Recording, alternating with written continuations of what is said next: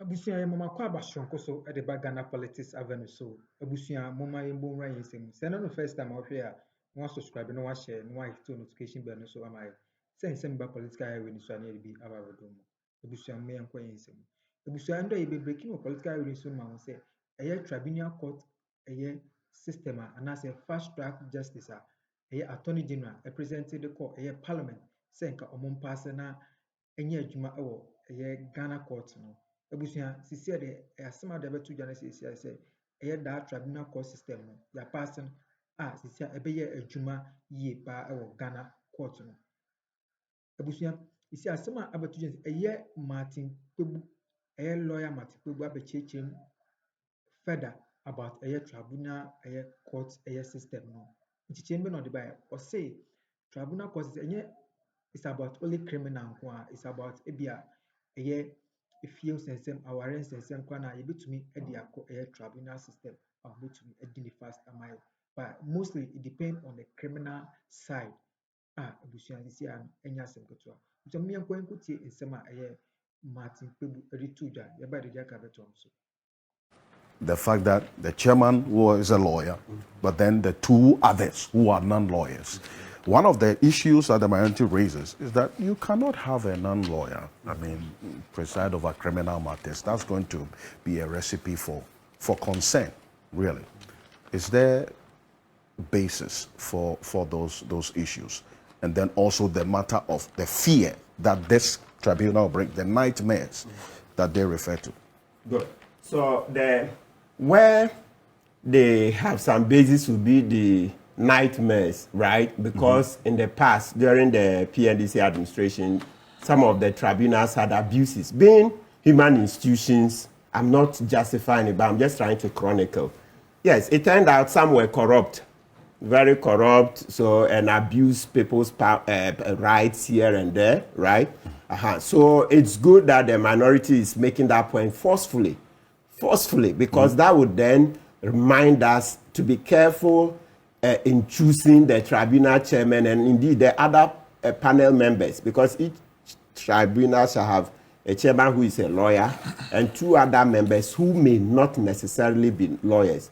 So what the minority is saying, and which I will join them in saying very loud, shouting from the rooftops, is about character.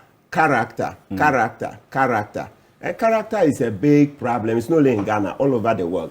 It's a continuous debate. You have to keep reminding yourselves, you have to keep making noise in order to be able to improve. So that one is well grounded. After your market didn't started, you remember the week before, Abu Jinapo made the same point on the floor of Parliament. Yeah. And yes, we lauded him here. That is good that we remind ourselves that we don't want those excesses, right? Yes, but where I depart from them is to say that because of those nightmares, etc., then we should not go ahead with the tribunal system. That argument, the logic of that argument is to say then that when Anas did this expose and caught a lot of judges who were dismissed, then we should have shut down the judiciary. Yeah, that's the logic. Because the Anas expose was bad, terribly bad. One judge, one goat. Those things. The judges who were caught taking goats, etc. You know, it was quite explosive, very extensive, even in actual fact, when it comes to the anecdotal evidence, when it comes to the higher courts, you know, it's well documented in the public annals that for the sake of national security, they had to stop him from exposing the ones at the higher levels of the court, right? So what I'm saying is that, so that's a warning. So did anybody ever say that, oh, because of that, then we should shut down the court system?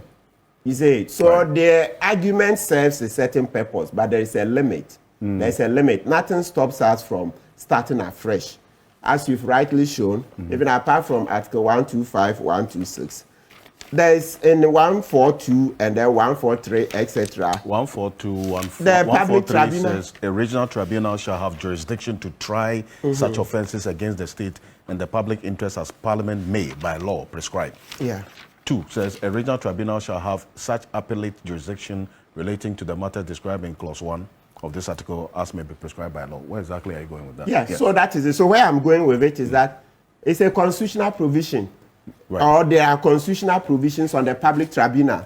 and they have always been around. So we're just trying to revitalize. You see, revitalize. They went dormant, and so we are about to revitalize them and then move ahead. You say, so let's all put our hands on the wheel, right? Let's all join in to make it better. If we find out that it's not working, just as we stopped at a point, we will stop. We will stop. And we all know that even if it takes 40 years, one day after new market and co will be back in power. If they come and they are not happy, they can review it. But even before then, we ourselves here me supporting it today. Already, I'll come to the point of the 42 days to finish a Galamsey case. I think it's overly ambitious. Maybe that will be one of the first things we'll be.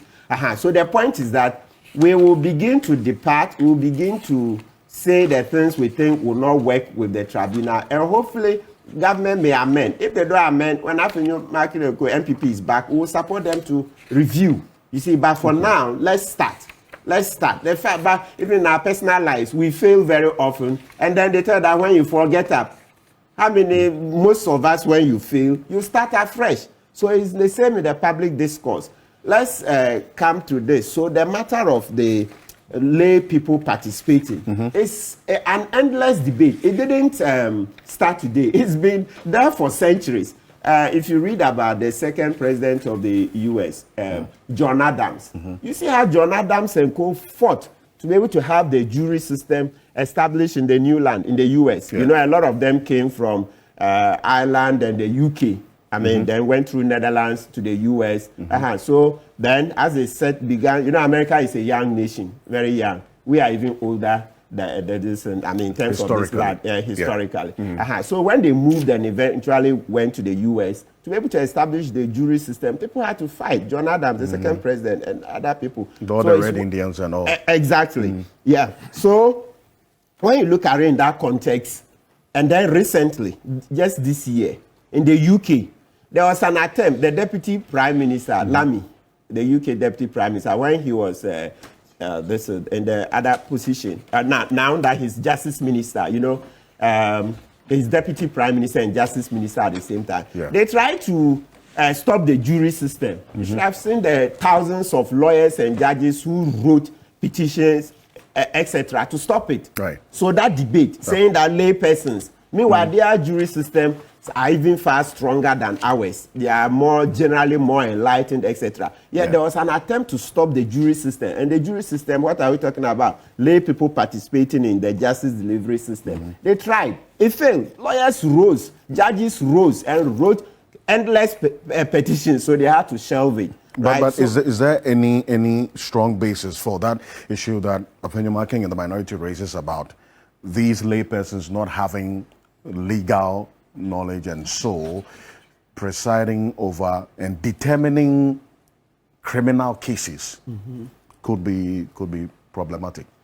I can't run away from it. Yes, because on the face of it, lawyers here, we go to school many years, right, to acquire the skills to become lawyers. But that's not the end. After that, we learn from other professions. So because of that formal education that, yes, you go to minimum, at least in Ghana here, minimum 4 years. That's the fastest LLB is 2 years, right? And then the professional 2 years, so 4. So minimum 4 years. But for other persons starting afresh, 5 years, 6 years, etc.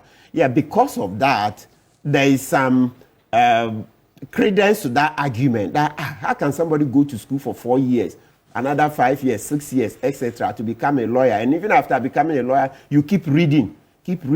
How can such a person, all right, have the same kind of equal rights in a case as a lay person who hasn't seen the four corners of a law classroom, etc.? Yes, I accept it. I accept that argument. But what I'm also saying is that, but somehow, history has also taught us that it is good that for some offenses, it should be the ordinary persons in the same community who should help determine whether the citizen is guilty or not.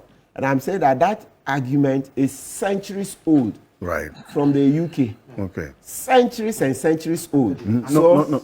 Very good. Yes. Thank you very much. Oh, yeah. Let me bring the Athens story. The Athens story, the jury, those days, up to 500 Put, yeah, 500 who vote. It's one who vote to the jury. Those days in the artists say 501, and even there was a corruption. They said some of the 500 you could go and pay them to vote one way or the other, right? And then eventually they started scaling down. Prof, thanks for the reminder. So you see that is.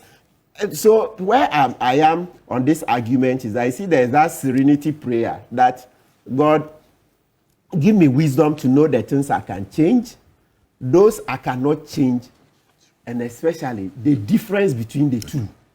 The difference, your wisdom to know the things you can change and those you cannot. If not, if you don't have that wisdom, everything you want to change. Everything. So I've told you, yes, we go to school and we keep reading long hours. That's true. Prof, thank you. But from Athens, lay citizens have always participated. So who am I? How old am I? So maybe let's see.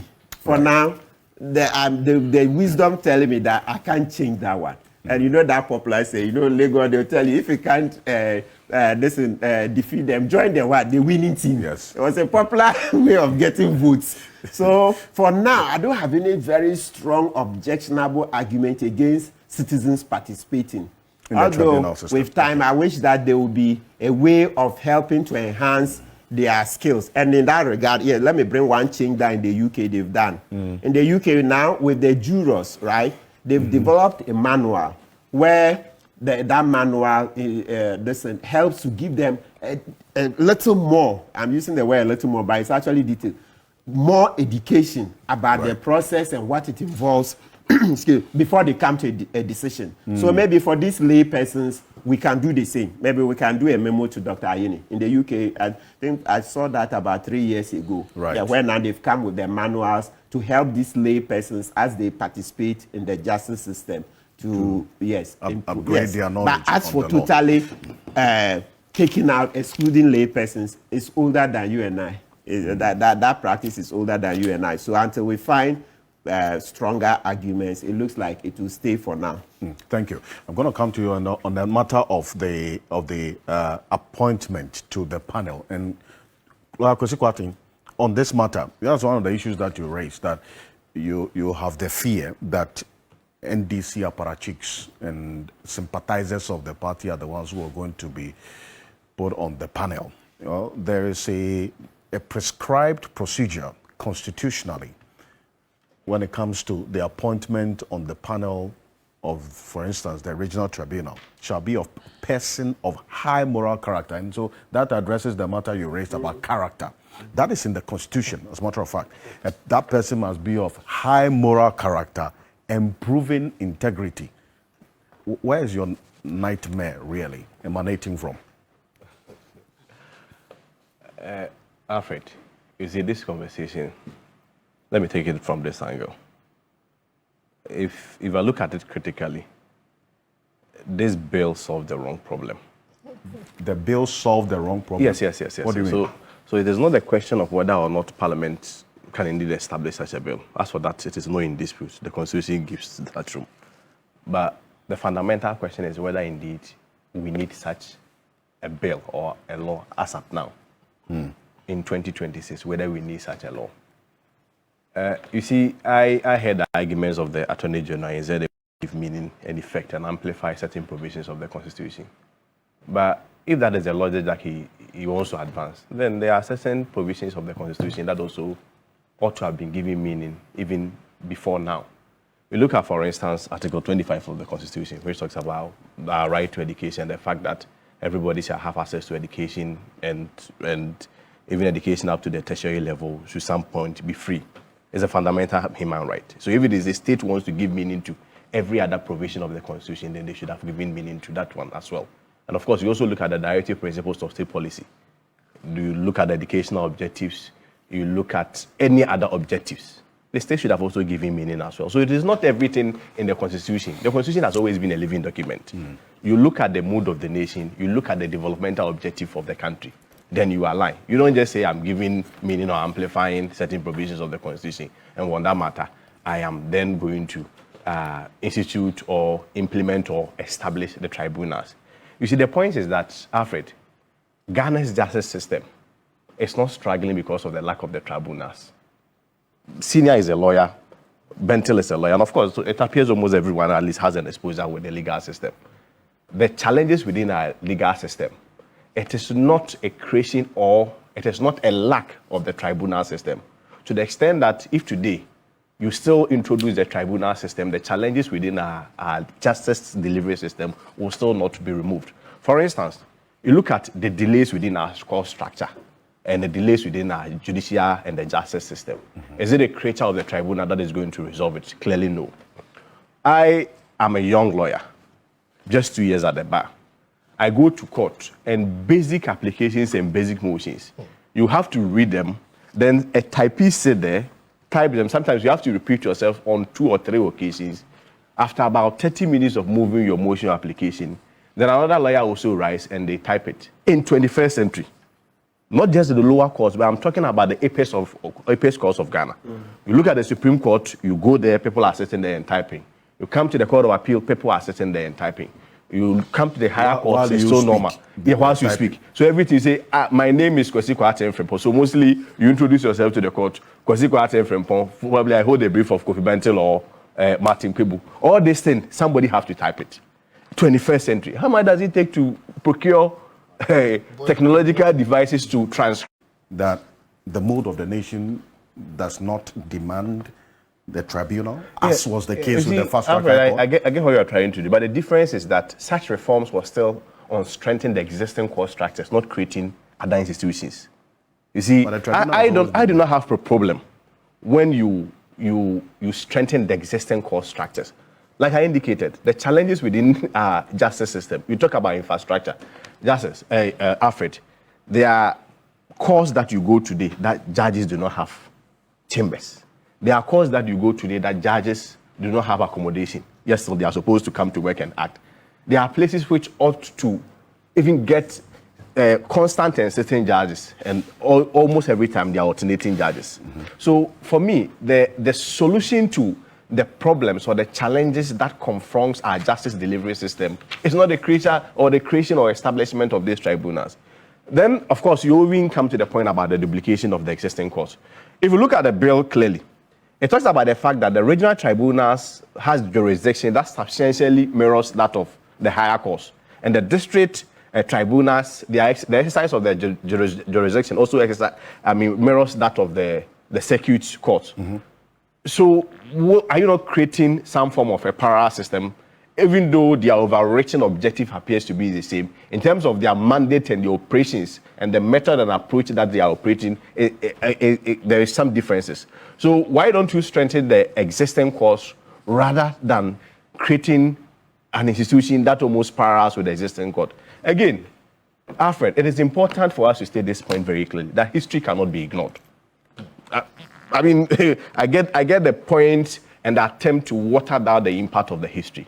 And I mean, it's normal in a political discourse like this.